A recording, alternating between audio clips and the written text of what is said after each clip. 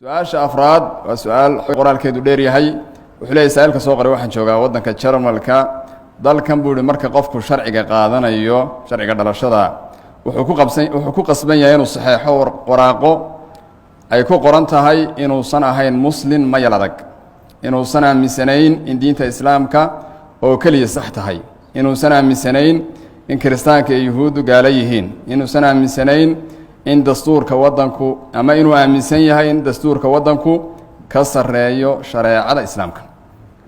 wuxuu uhi markaa maxay shareecada islaamku ka qabtaa qofka warqadda ama waraaqaha saxeexa isaga oo aan aaminsanayn in waxa ku qorani ay yihiin markaasi wax saxa, laakiinse dantuuni ay ku kalifayso oo uu doonayo jinsiyadda waddanka inuu qaato.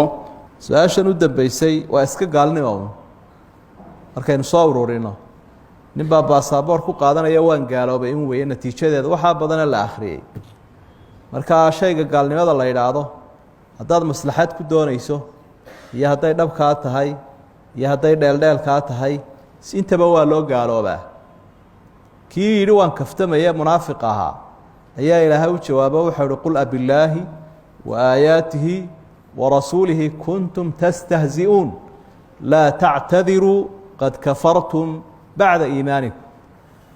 weligiiba sheega inaad kaftamayseeno kol haddii ilaahay iyo aayadihiisi iyo rasuulkiisii ku dheeldheesheen waa gaalowdeen baa ilahay uhi idinkoo aa shahaadanaya kadib. markaa qofku wax u dhaafsan kara diintiisa ma jiro.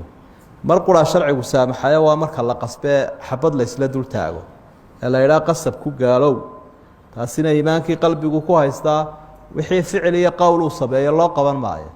iminkana waxaad sheegtay cidiba kuma qasbine adigaa dollar iyo danaaniir iyo jawaas iyo baasaboor baad raadinaysaa. markaa qofku waa inuu ilaahay uga toobad keenaa, gaalnimadana deg deg uga hadhaayo uu ka baxaa maslaxadda uu ku raadinayo. wallahu aclam.